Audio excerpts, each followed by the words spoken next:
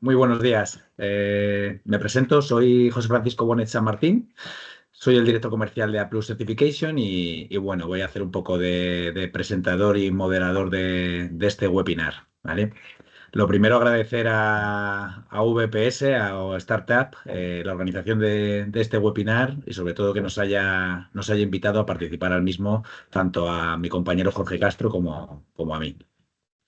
Eh, este webinar surge pues a raíz de todos los acontecimientos que ha habido durante este último año, sobre todo a raíz de este último apagón, en el cual, bueno, muchas empresas de la industria española se vieron paralizadas por no tener unos procedimientos o un sistema de gestión implementado que les ayudara tanto a prevenir, preparar, responder y recuperarse de estos incidentes que han interrumpido las operaciones, ¿de acuerdo? Que interrumpieron las operaciones. Entonces, la finalidad de este webinar es hablar sobre fundamentalmente la norma ISO 22301, que es es un sistema de gestión de continuidad de negocio, que a su vez tiene sinergias con otros sistemas de gestión de tecnologías de la información, como puede ser el NIS2, el Esquema Nacional de Seguridad o la 27001. ¿Vale?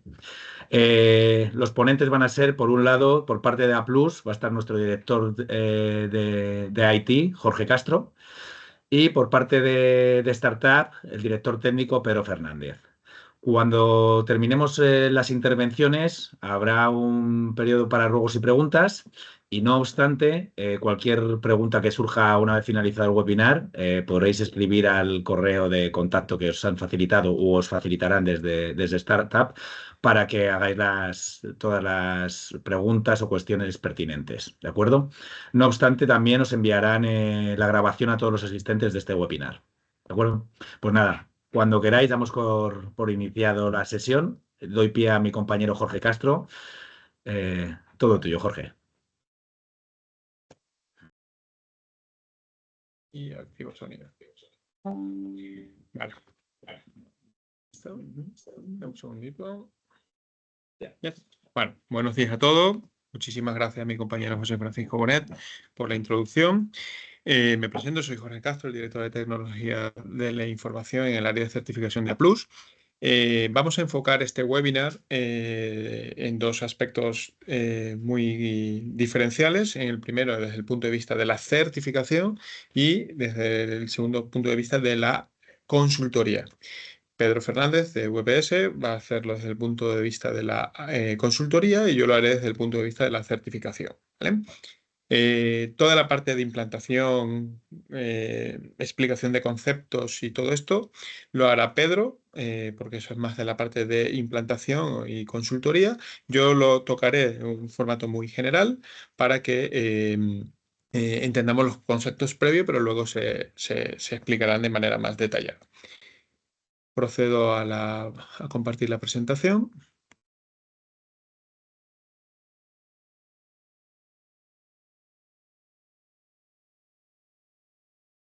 Bueno, antes que todo vamos a iniciar con un breve vídeo. Mi compañero José Francisco comentaba lo que hemos sufrido en toda España hace casi ya 2 semanas, más o menos. Pues la continuidad de negocio es esto.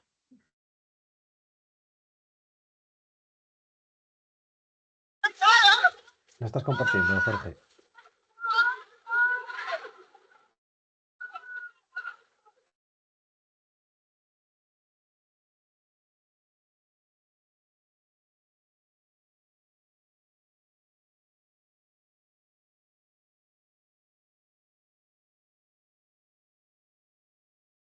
Bueno, pues como comentaba, la continuidad de negocio no evita, evidentemente, que suceda una crisis, que suceda un fenómeno, pero te garantiza que no solamente estás preparado para afrontar esa crisis, sino a la vuelta a la normalidad. Eso es lo más importante. Sabemos que hay muchísimas normas, hay muchísimas directivas que tocan lo que es continuidad de negocio y siempre creemos que por tener implementada una 27, una 20.000, decimos ya estamos, ¿no? Pues no, no es así del todo, pero sí es complementario. Evidentemente, tener una continuidad de negocio, como vimos en el vídeo, hay un tornado, se nos destruye la casa, pero algo sucede que la casa se reconstruye y parece que no ha pasado nada. Pues ese es el objetivo y ese es el beneficio de una continua de negocio.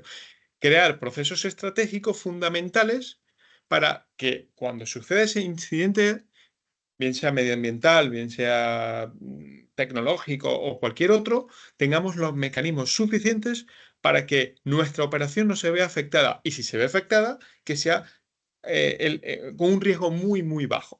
Pues, ¿dónde se toca todo esto? Pues, evidentemente, hay documentos como estilo 22301, como comentaba mi compañero anteriormente, que es la norma por excelencia, pero está luego el Esquema Nacional de Seguridad, siempre hablando de categorías altas, porque la categoría media lo toca muy brevemente. Está la directiva NIS, está DORA, está la 27.000, está la 20.000, que es muy completa. Entonces, vamos a ir viendo qué tiene cada uno.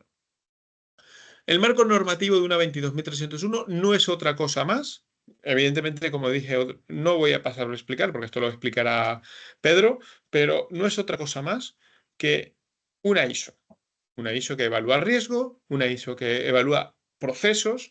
¿Y qué tipo de procesos? Evidentemente, los que nosotros estemos ofreciendo. Si somos una panadería que vende pan, lo más importante es la venta del pan. Nuestro producto es el pan, tiene que salir y lo más importante es que nosotros tengamos abierto para vender el pan al cliente, pero también es importante que internamente los mecanismos y la tecnología esté funcionando. Uno, el mecanismo industrial para que el pan se fabrique o se caliente, pero también tenemos que cobrar por el servicio que nosotros hacemos. Entonces, nuestros sistemas tienen que estar lo suficientemente redundados y garantizados para que nuestros procesos críticos continúen funcionando. Luego, tenemos que tener estrategias de recuperación, que es lo que ataca la norma, y las pruebas y los simulacros para garantizar que aprendemos de los errores, porque yo he visto continuamente, como auditor, hemos visto que los procesos de continuidad, si no se prueban, al momento de la crisis, no vamos a saber cómo funcionar, ¿no? Ante nuestras organizaciones hacemos pruebas y simulacros de incendio, de evacuaciones, y cuando suceda de verdad, pues ahí es donde vamos a atacar, ahí es donde vamos a mejorar, ahí es donde vamos a ver si lo que hemos puesto en los planes es lo correcto, porque a veces los planes de continuo negocio son una declaración de intenciones, pero a la puesta a punto nos quedamos perdidos. Yo siempre en las auditorías utilizo la misma frase. Un buen plan de continuo negocio es como una receta de una tarta. A veces yo quiero hacer una tarta y no sé cómo hacer esa tarta en específico. Vamos a poner una tarta, yo qué sé, de manzana, ¿no? Yo no sé hacerla. Pero si yo sigo una receta y me dice la receta los tiempos que voy a tardar, en una hora tengo la tarta, pues eso tiene que ser un plan de continuo negocio. Oye, usted va a tener la vuelta a la normalidad en una hora, en media hora, en 5 minutos, depende de nuestras SLA firmadas con cliente o todo esto, ¿vale? Eso lo explicará Pedro un poco más a fondo. Esto es lo que nosotros como auditores verificamos, ¿vale? Que esas pruebas y esos simulacros estén para ver si es eficaz y no pasa nada por no ser eficaz, pero hay que actualizar nuevamente los planes. Si yo digo que voy a tardar 30 minutos y estoy tardando 20 o estoy tardando 50, evidentemente mis planes deben ser actualizados. Requisitos normativos. Bueno, pues un esquema nacional, no hablo de la 22 porque la 22 es lo que acabamos de ver, pero ¿qué habla? El esquema nacional de seguridad. Pues que haya requisitos de disponibilidad, integridad y confidencialidad. Evidentemente, los de disponibilidad son los más que... Bueno, digamos que todos son críticos, pero ¿dónde nos fijamos primero? En disponibilidad. Yo quiero estar disponible en una hora, me lo invento. En ese ejemplo que yo di de la receta, perdón, de la panadería, mi pan, si se me muere mi horno donde yo horneo los panes, yo sé que he contratado un proveedor, conectando cuando me traiga el proveedor, que tarda 20 minutos en traerme el nuevo horno, mientras lo conecto, mientras reinicio operación y mientras hago el pan, voy a tardar 2 horas. Oye, pues yo sé que voy a tener 2 horas de pérdida, porque siempre va a haber un riesgo mínimo. Yo tengo que asumir ese riesgo mínimo. Pues esa disponibilidad es muy importante saber y alinearse cuál es la disponibilidad mínima garantizada. Claro, pero si yo tengo firmado un SLA con mis cliente dice, oye, yo tengo un pan en una hora. Desde que yo inicio operación en una hora. Pues yo tengo que tener todo preparado antes de esa hora, teniendo en cuenta que entre que yo amaso el pan y lo horneo tarda media hora, pues ese SLA yo tengo que bajarlo a esos 30 minutos internamente, porque yo en una hora tengo que entregarlo. Pues eso es lo que nosotros como auditores nos fijamos. Luego está la integridad, que ese pan salga perfecto, que no se haya modificado nada, y la confidencialidad, que si existen ciertas características que no se puede hablar de las recetas o que no se divulgue esa parte de la confidencialidad. Luego, esa estrategia de contingencia, planes de recuperación y esa gestión y esa auditoría que nosotros internamente, no hablo de la auditoría que desde Plus hacemos, sino las que os hacen las consultoras o vosotros internamente, tenéis que verificar que todo haya salido. Eso es lo que persigue el Esquema Nacional de Seguridad. Y si vamos, por ejemplo, a NIS 2, más o menos lo mismo. Los riesgos tecnológicos, medidas preventivas, la notificación de esos incidentes, capacidad y sensibilización. Pero si lo unimos todo, creemos que estamos hablando de un NS categoría alta. Lo habéis visto, ¿no? Todo esto es lo mismo. Un NS categoría alta, una directiva NIS es lo mismo. Por eso que es importante, y volvemos a recordar que si nosotros tenemos un esquema nacional de seguridad categoría alta, prácticamente estamos cumpliendo ya con NIS 2. Pero no solamente nos quedamos ahí. Vamos a DORA, vamos a ISOs 27, 20.000, prácticamente es lo mismo, porque siempre piden mitigación de los riesgos, confianza de las stakeholders, de los directivos de la organización, protección de los activos críticos y el cumplimiento normativo. Cumplimiento normativo, sabemos que en la 27, en la nueva versión, pues se han minimizado un poco el nivel de exigencia de la continuidad de negocio, pero porque hay una norma eficiente que es la 22.301. Pero entonces hablo de la 20.000, que también habla y traza los servicios críticos, hablo de una 9.001, hablo de una 14.001, porque todas convergen en temas ISO, ¿vale? Las diferencias NS y NIS. Requisitos normativos adicionales. Perdón, que fui hacia atrás.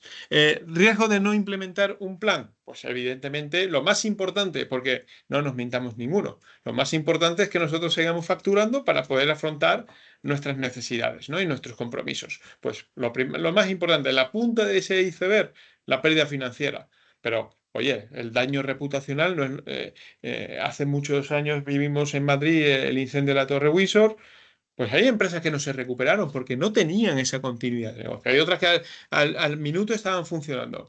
Oye, hace 2 semanas hubo un apagón a nivel nacional. Y no voy a nombrar supermercados, pero todos lo conocemos. ¿Cuál es el que hubo el milagro? ¿Cómo hizo para seguir funcionando? Si podía seguir cobrando, podía seguir con las cámaras. ¿Vale? Eso es tener un buen plan de continuidad de negocio. Y no todo se puede prever. Claro, esto es como todo. La diferencia en no tenerlo y tenerlo, empezamos muy grande, ¿no? Esa diferencia. Y entre más invirtamos tecnológicamente y a nivel de conocimiento, pues esa diferencia se va achicando. Siempre va a haber un riesgo mínimo, pero ahí es donde interviene ese plan. En otros casos, puede haber sanciones regulatorias, multas por no estar operando, pérdidas de datos críticos, impacto en la cadena de suministro, pues puede haber muchas cosas. Entonces, esto es la importancia y esto es lo que como auditores nosotros verificamos en los planes de continuidad. Elementos clave, no voy a pasar a detallar ninguno porque esto es más desde el aspecto de vista consultoría, pero el VIA es lo más importante. Nosotros verificamos los VIA en caso de una continuidad de negocio, de un NS, un NIS, una 27 también, evidentemente es la 22.301 por excelencia, es el análisis de impacto. Pero ese análisis de impacto tiene que estar correctamente trazado, estructurado con nuestros procesos o nuestras actividades. Estrategia de continuidad. Si no tenemos una buena estrategia, no vamos a saber dar respuesta, ¿no?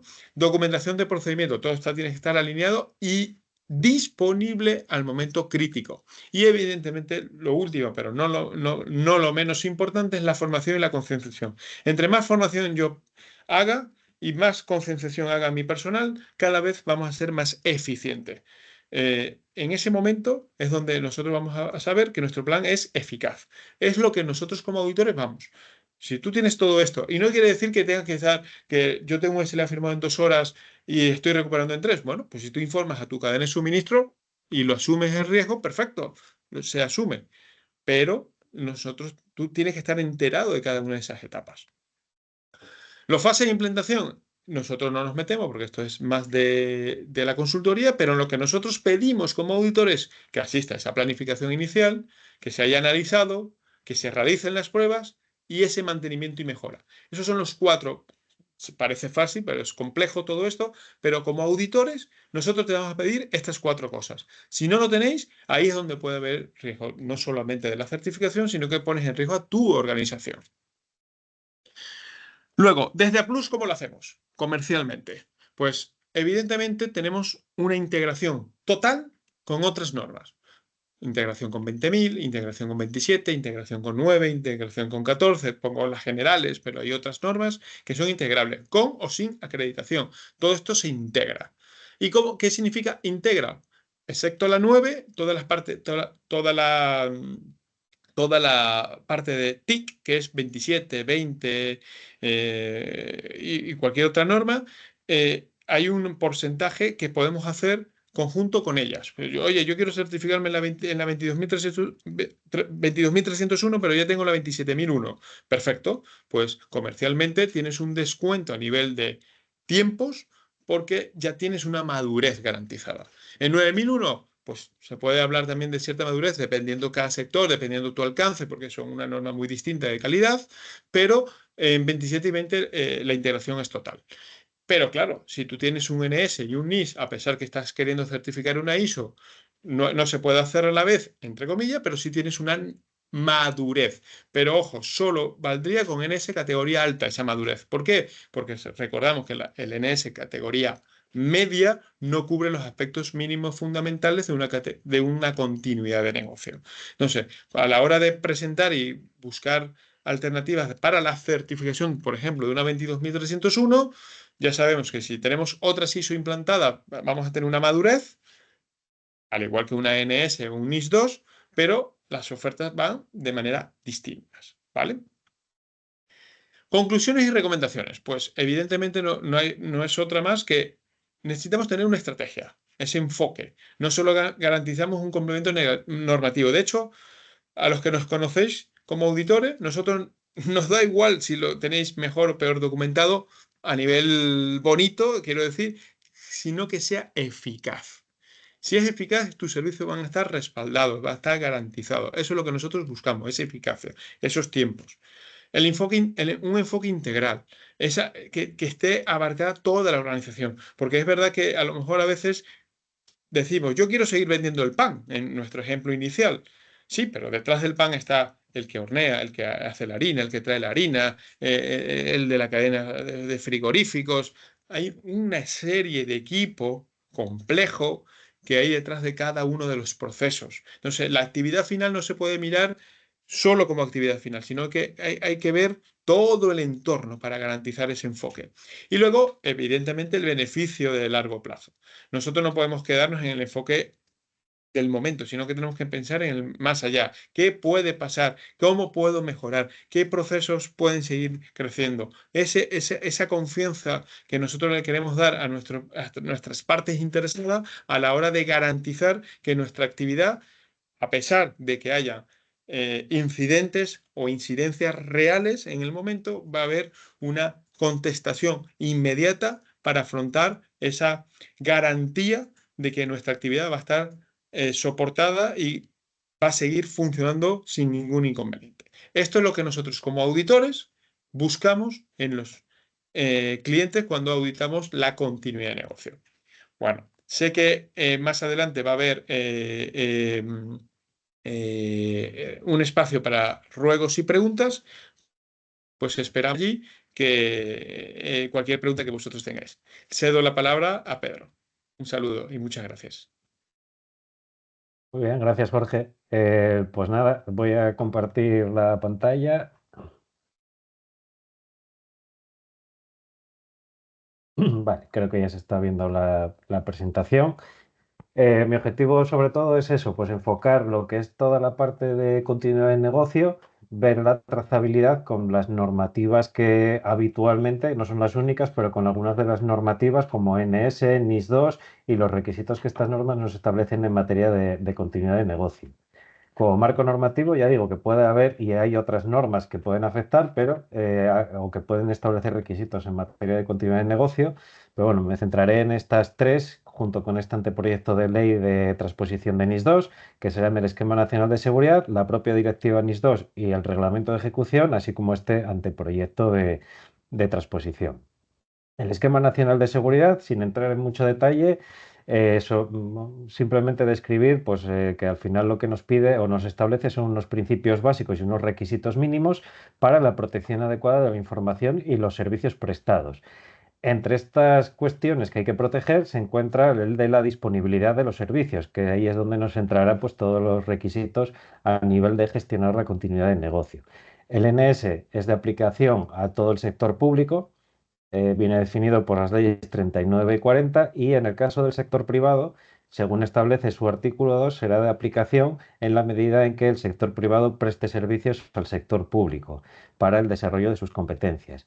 De hecho, el propio artículo 2 nos dice que los pliegos de prescripciones técnicas, administrativas o técnicas de los contratos del sector público deben de contemplar los requisitos necesarios para asegurar la conformidad con el NS, incluyendo lo que es la declaración o certificación de conformidad, que además se debe de extender a lo que es la cadena de suministro.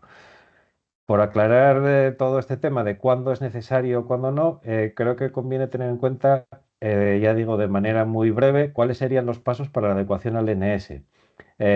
Bueno, vamos a definir una política de seguridad donde tendremos un marco organizativo con la definición de responsabilidades, es el aspecto para mí clave de lo que sería la política de seguridad, y vamos a tener una categorización de sistemas. La categorización de sistemas lo que vamos a hacer es valorar en 5 dimensiones que son disponibilidad, integridad, confidencialidad, autenticidad y trazabilidad, nuestros servicios y nuestra información.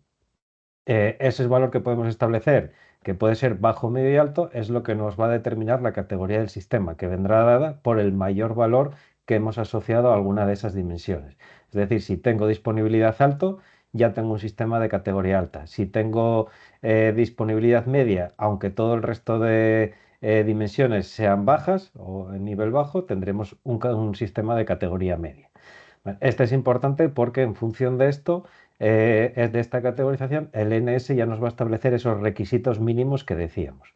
Además, si al analizar los riesgos para la seguridad de la información se detecta que con esas medidas mínimas que me establece el NS para la categorización tengo todavía riesgos elevados que no puedo asumir, tendré que aplicar medidas adicionales. Todas esas medidas, tanto esos requisitos mínimos como aquellas medidas adicionales que tengamos que implementar para reducir los riesgos a un nivel aceptable, los plasmaremos en un documento que es la declaración de aplicabilidad.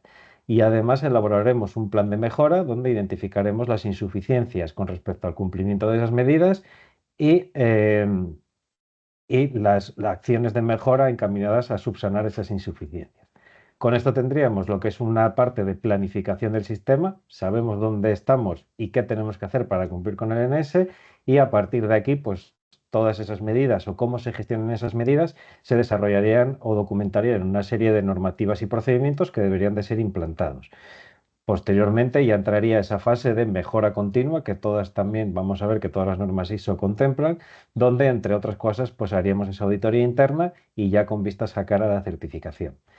Realmente de todo esto, con vistas a lo que es continuidad de negocio, nos interesa mucho la categorización, ya que el anexo 2 del Esquema Nacional de Seguridad incluye medidas específicas de continuidad de negocio y son requeridas cuando la dimensión de disponibilidad se ha valorado en nivel medio o en nivel alto.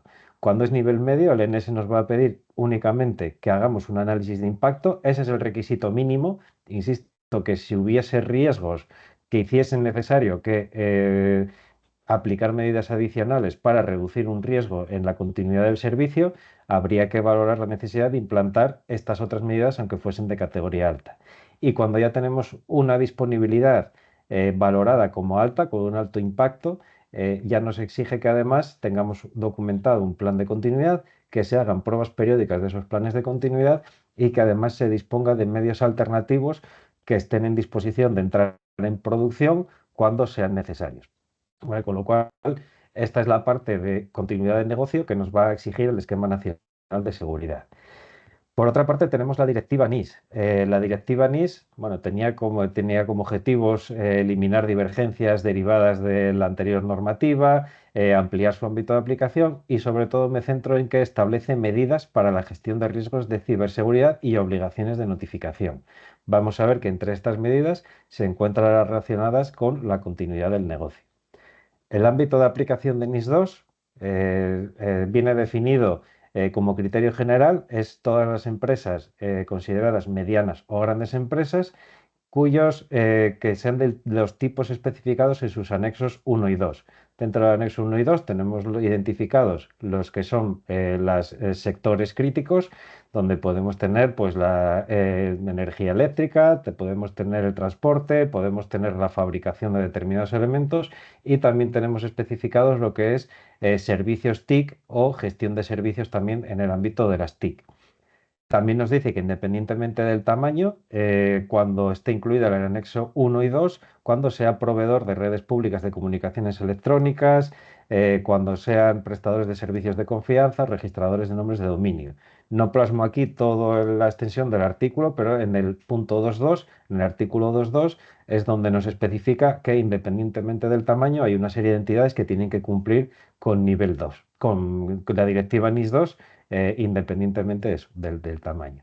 Además, decíamos aquí, indirectamente afectará también a los proveedores de estas entidades, porque aunque no tengan que cumplir formalmente con NIS2, vamos a ver que NIS2 también exige garantizar la seguridad en la cadena de suministro, con lo cual, pues si somos proveedores de una entidad que tenga que cumplir con NIS2, estos nos van a pedir garantías, entre otras cosas seguramente, pues de continuidad de las operaciones. El anteproyecto de transposición de la NIS2, como sabemos, pues es una NIS2 al final es una directiva europea que requiere transposición. Actualmente en España todavía no está traspuesta, aunque sí que ya tenemos un anteproyecto de ley. Simplemente reseñar que este anteproyecto de ley incluye como sectores críticos al sector nuclear y al sector de la seguridad privada que la propia NIS2 no incluía. Además, dentro del apartado de las entidades a los que es de aplicación independientemente de su tamaño, incluye a lo que es el sector público, conforme a la Ley 40/2015, a las universidades y centros de investigación cuando hagan proyectos de investigación o temas relacionados con sectores de alta criticidad y otros sectores críticos, y empresas en las que el 25% o más de su capital estén controlados directa o indirectamente por el sector público. Dentro de las medidas para la gestión de riesgos, porque decíamos, NIS2 gestiona o establece muchos requisitos para los Estados miembros, pero fundamentalmente para las entidades que deben de cumplirlo, decíamos que establece medidas para la gestión de riesgos y obligaciones de notificación. En el artículo 21 es donde nos establece cuáles son las medidas para la gestión. Sí es verdad que no concreta mucho, no especifica cómo implementar, sino que son unas pautas generales, pero sí nos dice que en base a un análisis de riesgos se deben de incluir medidas de protección que contemplen pues el establecimiento de políticas de seguridad, la gestión de incidentes y aquí es donde tenemos la continuidad de las actividades y nos habla de gestión de copias de seguridad, recuperación en caso de catástrofe y la gestión de crisis, con lo cual son elementos que nuestro sistema debe de contemplar para poder dar respuesta a los requisitos de NIS2. Luego, además, tenemos pues, todo lo que es la parte de seguridad de la cadena de suministro, que decíamos antes, es decir, si yo estoy dando servicios a una empresa que debe cumplir con NIS2, aunque a mí no lo tenga que cumplir o aplicar directamente, ese cliente me va a exigir que garantice la continuidad de mis operaciones. Luego tenemos también pues ya otras cosas relacionadas con la adquisición, desarrollo y mantenimiento de productos, de temas de formación, de uso de criptografía, etcétera, pero que ya no están tan orientadas a lo que es la continuidad de las actividades. Por otra parte, tenemos el reglamento de ejecución 2024/2690. Este reglamento es de aplicación directa, ¿vale? Ya no es como la directiva NIS2 que requiere esa transposición, sino que es de aplicación directa y es aplicable a los siguientes tipos de entidades que están dentro de NIS2, que son los proveedores de servicios DNS, registradores de nombres de dominio de primer nivel, proveedores de servicios de computación en la nube, de servicios de centros de datos, de redes de distribución de contenidos, de servicios gestionados. Aquí es donde tendríamos también toda la parte TIC, es decir, servicios de seguridad gestionados, proveedores de mercados en línea, motores de búsqueda en línea y plataformas de servicios de redes sociales y prestadores de servicios de confianza. Es decir, todo lo que en los anexos 1 y 2 de NIS 2 están relacionados con el ámbito de las TIC. Y lo que hace este reglamento es, además de establecer criterios concretos para establecer cuándo se deben de realizar notificaciones de incidentes, sí que concreta mucho más esas medidas de seguridad que NIS 2 simplemente pues, mencionaba como un objetivo. Por ejemplo, en el caso de continuidad de negocio, el reglamento ya nos establece que debe disponerse de un plan basado en una evaluación de riesgos, un plan de continuidad, y nos establece cuáles son los contenidos mínimos de esos planes. Además, nos dice que tenemos que hacer un análisis de impacto para establecer los requisitos de continuidad y que se deben de probar, revisar y actualizar a intervalos planificados otros incidentes o cambios significativos. Y ya entra, como digo, en más detalle. Además, nos establece también ya requisitos concretos sobre la gestión de copias de seguridad y sobre las redundancias. ¿Vale? Por ejemplo, nos dice que se deben de considerar al menos la redundancia de sistemas y redes, de activos, de instalaciones, de equipos y suministros, de personal, de canales de comunicación adecuados y que además se deben de hacer pruebas periódicas de recuperación y redundancias para asegurar que cuando hay un incidente disruptivo que interrumpe nuestra actividad a causa de la indisponibilidad de alguno de estos tipos de recursos, los medios alternativos estén en disposición de entrar en funcionamiento. Tenemos también ISO 27001. ISO 27001, al igual que el NS, también contempla lo que es una serie de requisitos para la gestión de la seguridad de la información. Este estándar es aplicable a todo tipo de organizaciones, independientemente de su tamaño y naturaleza. Esa aplicación voluntaria, lo pongo entre comillas porque no sé si hoy en día ya es algo muy voluntario, ¿vale? Y muchas veces sí que nos vamos a establecer o nos vamos a encontrar o bien con alguna norma o alguna ley que hace referencia a este estándar, o bien porque contractualmente nuestros clientes nos van a exigir cumplir con este estándar de seguridad. Entonces, bueno, es voluntario hasta cierto punto. Tiene algunos matices con respecto al proceso de implantación del NS que veíamos anteriormente, aunque básicamente los componentes nos van a servir igualmente. Sí que hay que tener en cuenta que tradicionalmente ISO 27001 se considera la confidencialidad, la disponibilidad y la integridad. El NS, decíamos, incluye la autenticidad y la trazabilidad. El proceso de selección de medidas difiere un poco, porque decíamos que el NS te establece unos mínimos y luego en función del análisis de riesgos te dice que si es necesario apliques más, y aquí sin embargo te da una cierta libertad para decidir qué medidas vas a implantar para reducir los riesgos a ese nivel aceptable, no te fija esos mínimos.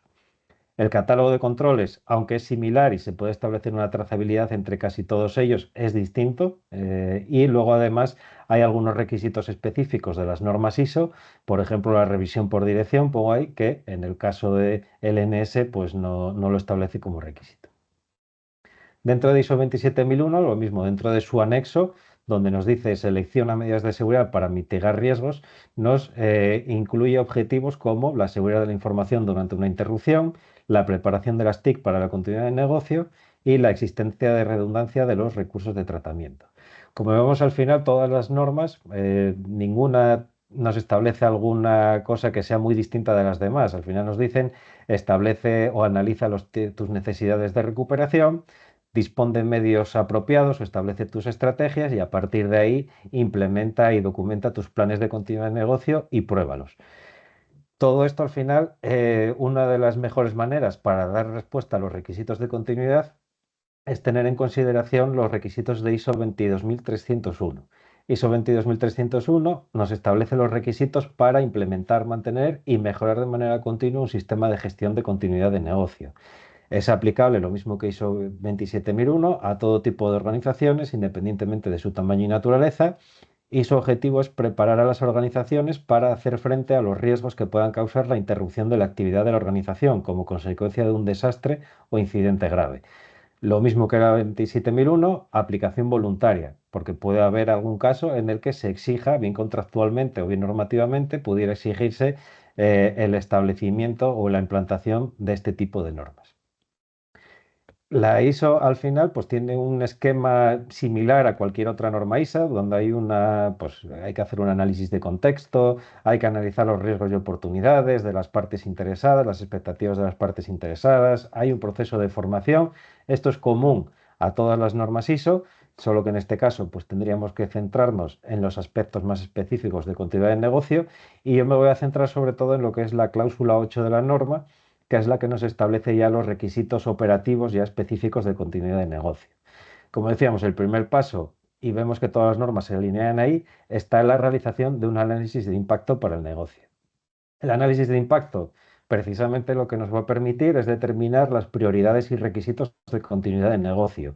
Oye, ¿en cuánto tiempo, en función de los impactos que causaría que una actividad que tengo que desarrollar se interrumpa, eso me va a causar o tendría que valorar qué impacto o cómo va creciendo ese impacto a lo largo del tiempo para poder determinar en qué momento o cuál es mi tiempo máximo de interrupción asumible y qué medidas, y eso me va a permitir luego definir las medidas que tengo que implementar.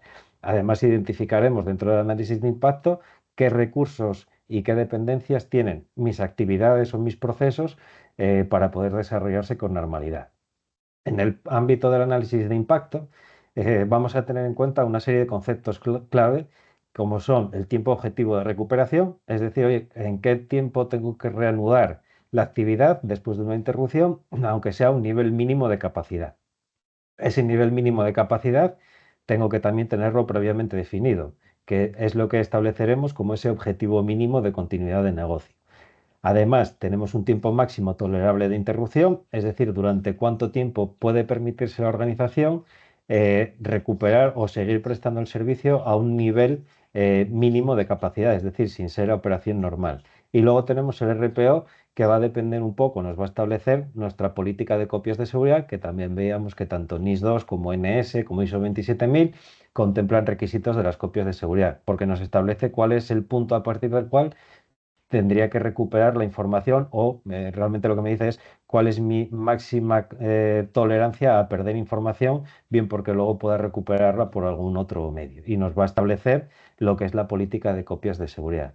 Entonces, elementos que tenemos aquí, sabemos que si se interrumpe una actividad, debería de establecer en qué tiempo tengo que recuperar la actividad a un nivel mínimo de servicio y durante cuánto tiempo puedo mantener esa situación hasta que vaya a causar o ya las consecuencias sean inaceptables para la organización.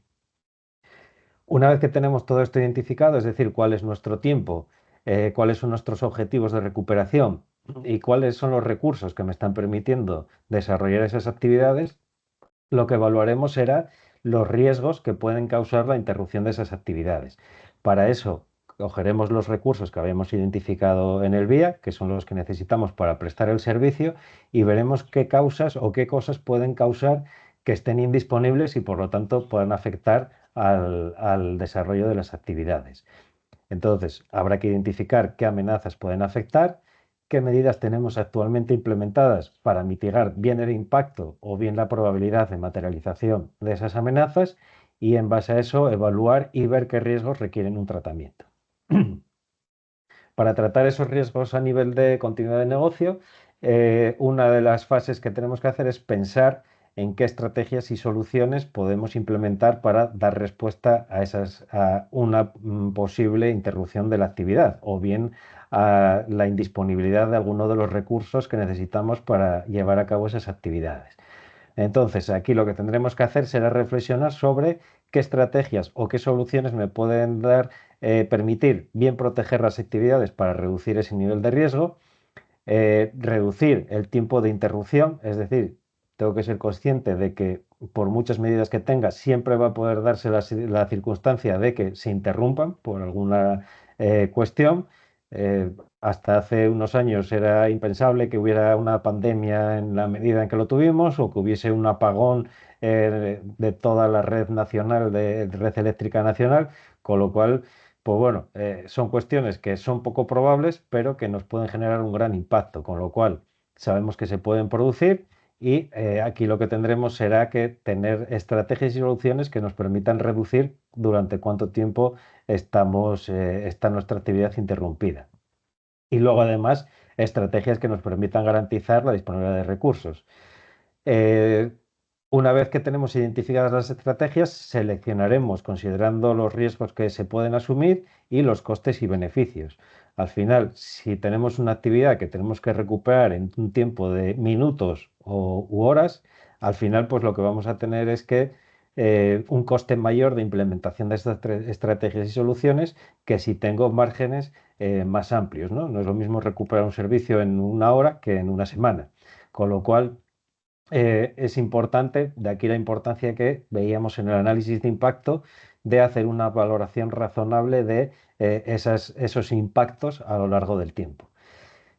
Como decíamos, una vez que tenemos estrategias y soluciones identificadas, hay que dotar recursos y no solo el coste de implementarlos, sino que luego son recursos que hay que mantener a lo largo del tiempo. Yo, por ejemplo, bueno, un caso sencillo, ¿no? Donde veíamos en la experiencia de alguna implementación, donde se habilitaban, por ejemplo, donde tenían organizaciones que tenían unos tiempos de recuperación muy bajos y entonces pues implementaban un local alternativo con puestos de trabajo ya preparados para que en el caso de que hubiese algún problema en la instalación principal, pues simplemente se desplazase el personal a la ubicación alternativa. ¿Qué pasa? Que cuando se empezaron a hacer pruebas, se vio que como esos equipos en el sitio alternativo no estaban adecuadamente mantenidos, los tiempos de recuperación se retrasaban porque a los equipos pues había que instalar actualizaciones o había alguna cosa que no funcionaba porque no se había mantenido a lo largo del tiempo. Entonces, son cuestiones a tener en cuenta que no es solo implantar una solución o una estrategia, sino que además luego hay que mantenerla a lo largo del tiempo. Todas estas estrategias y soluciones, al final lo que vamos a hacer es documentar en planes y procedimientos, pues cómo se van a mantener a lo largo del tiempo y, llegado el caso, cómo se van a poner en práctica porque haya habido una circunstancia de interrupción de la actividad y se deban de activar esos recursos alternativos.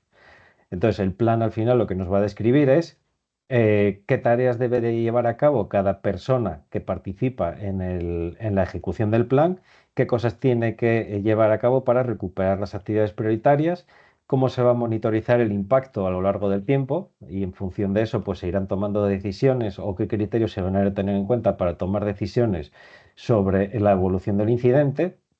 Activar la entrega del producto o servicio a un nivel de capacidad establecido, ese nivel mínimo de capacidad que habíamos comentado. Activar otros planes de contingencia o crisis que ya pueden ser más específicos para recuperar un sistema concreto o hacer alguna cosa, o a nivel de crisis ya de toda la organización. Gestionar esas consecuencias inmediatas de la interrupción y además establecer los criterios y pautas para identificar cuándo se puede volver a la normalidad y cómo se va a llevar a cabo esa vuelta a la normalidad. Y por último, el elemento clave también de todo esto es la parte de los programas de entrenamiento. Yo puedo tener todo muy bien pensado, puedo tener los planes muy bien documentados, todo perfecto, pero realmente hasta que no los ponga a prueba, no voy a saber si esas soluciones que he implementado son efectivas. Además, estas pruebas, lo que tienen que basarse es en una serie de escenarios adecuados que permitan desarrollar sobre todo las competencias de los implicados. Si yo tengo un plan y en el momento en que se activa tengo que ponerme a pensar y esto cómo era o dónde tengo los papeles del plan para saber cómo lo tenía que hacer, pues probablemente eso va a retrasar los tiempos de ejecución y entonces tener a las personas que hayan sido entrenadas y que previamente hayan podido poner en práctica todas las acciones va a hacer que cuando haya que habilitarlo de manera efectiva, pues puedan actuar ya casi de manera más o menos mecánica. Debe permitir validar que esas estrategias seleccionadas nos van a permitir lograr esos objetivos de tiempos de recuperación y además nos van a permitir identificar mejoras. Por muy sencillo que sea el plan, por muy sencilla que sea la estrategia, en nuestra experiencia siempre, siempre, siempre se identifican puntos de mejora, más o menos relevantes, pero siempre nos van a permitir ir perfeccionando a lo largo del tiempo nuestras estrategias, nuestros planes e identificar puntos débiles, digamos, para que, llegado el caso, pues estemos preparados o bien preparados para llevar a cabo la recuperación de nuestro negocio. Y con esto por mi parte nada más, simplemente agradecer la presencia, agradecer a Plus también su participación y a partir de aquí, pues simplemente si hay alguna pregunta, no sé si hay alguna pregunta o alguna cuestión, pues ya la podemos comentar. Mm. Muy bien, Pedro, muchísimas gracias. A ver, de momento no hay ninguna pregunta. A ver. No, estaba mirando aquí, no hay ninguna pregunta. Así que yo creo que lo hemos dejado todo muy claro. Sí, bueno, pues entonces, como hemos comentado al principio, os enviaré desde Startup la grabación, ¿de acuerdo? De esta jornada y cualquier duda que vaya surgiendo, no tengáis ningún problema en remitirse a la startup, que ellos os contestarán y si es una duda referente a la parte de certificación, nos la derivarán a Plus y nosotros contestaremos a través de ellos, ¿de acuerdo? Poco más. Muchas gracias a todos por vuestro tiempo y haber asistido a este webinar. Esperemos que os hayamos podido resolver todas las dudas que teníais. Pues nada más. Muchas gracias a todos y que tengáis Gracias. una buena semana. Hasta Venga, hasta luego. luego. Hasta luego.